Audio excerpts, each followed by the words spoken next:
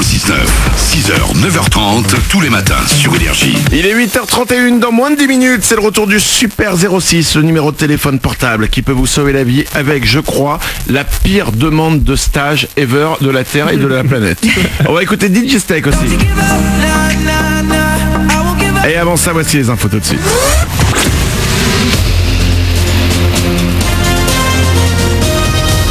Toute l'actu sur Monaco-Menton avec Frédéric Plat. Bonjour, clairement moins bien pour aujourd'hui le temps sur la Côte d'Azur. Les nuages vont faire leur retour dès ce matin et on aura sans doute des orages la nuit prochaine, voire même dès cet après-midi sur l'ouest des Alpes-Maritimes.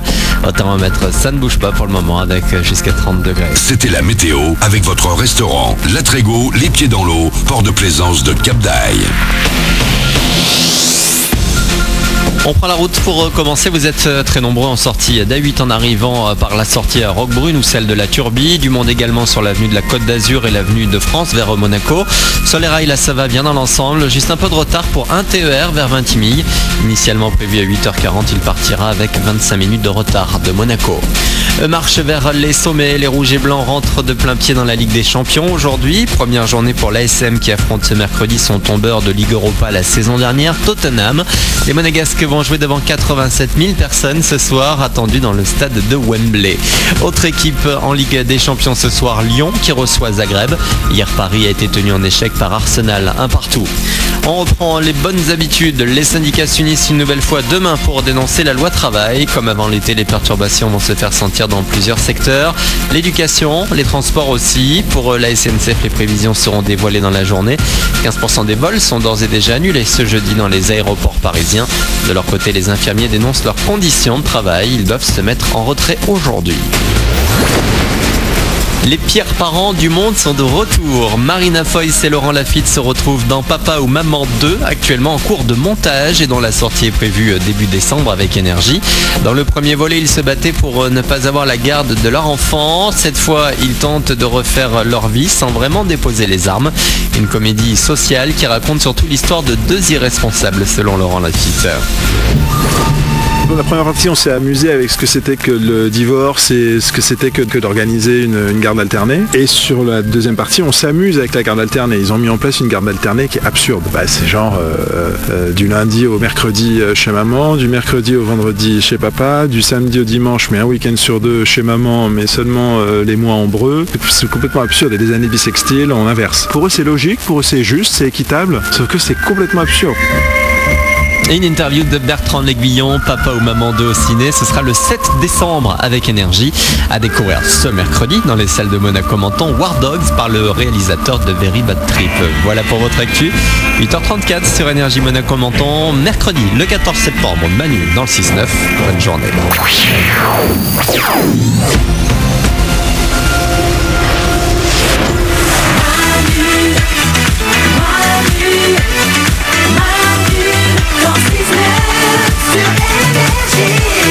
Il est 8h34, nous sommes mercredi, c'est le 14 septembre 2016, Noël, c'est dans 3 mois. Ouais. Je sais pas si on dit ouais ou pas. Bof, ouais, bon, pensons positif, cool, on aura des cadeaux dans pas longtemps. On est encore en été et c'est déjà Noël qui arrive.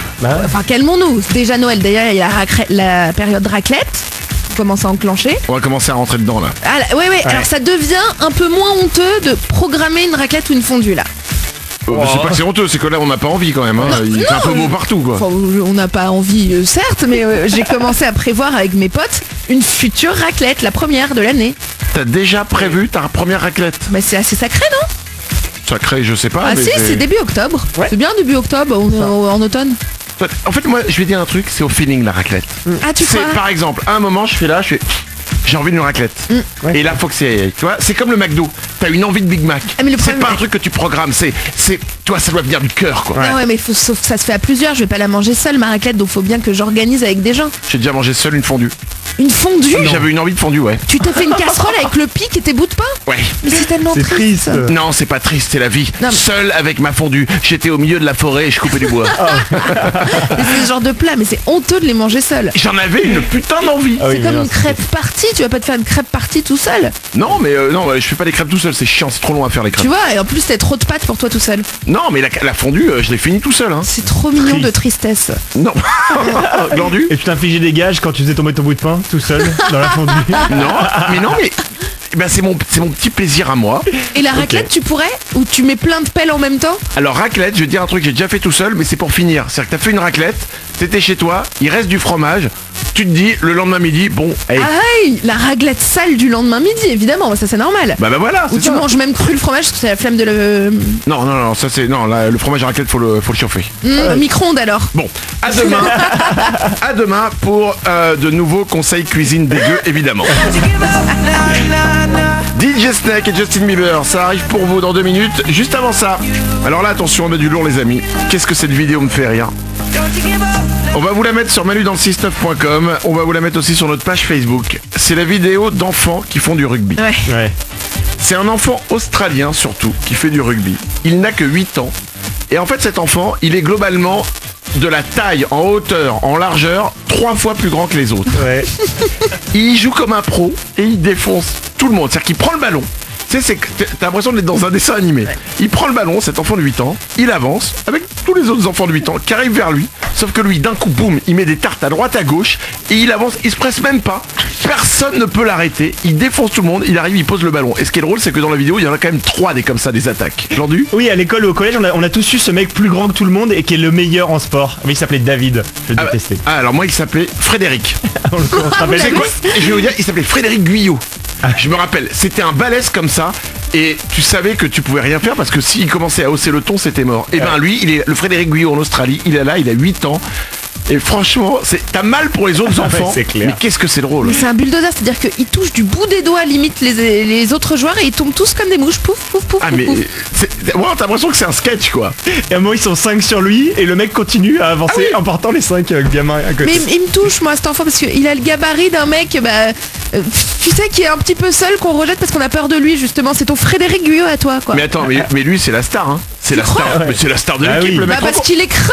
Mais oui, non mais dans son équipe, tous les mecs, tous les enfants qui jouent avec lui, ils savent qu'ils vont gagner tous les matchs. Donc oui, c'est mais vrai. non mais ils sont hyper motivés, c'est leur Ibrahimovic à eux quoi. Ah, ok. C'est génial. Le coach il donne qu'un conseil, c'est donne la balle à Frédéric Guyot. Ouais. C'est quoi? Et je pense qu'il engueule les autres quand ils touchent la balle. Mais je t'ai pas demandé de toucher la balle. Pourquoi tu te mêles? Guyot, la balle. Boum. Et voilà, allez voir la vidéo, c'est vraiment très drôle. Elle est sur manudansle69.com et sur notre page Facebook, facebook.com/manudansle69. Voici DJ Steak et Justin Bieber, que je dédie à toi Frédéric Guyot. Allez. Il avait qu'un testicule Frédéric Guyot. Non. Ah, mais comment tu le sais? C'est la grande question. Parce qu'il nous l'avait dit à l'école. Mais- Ouais. Et du coup, il y en avait un une fois qui a essayé de se moquer. Bah.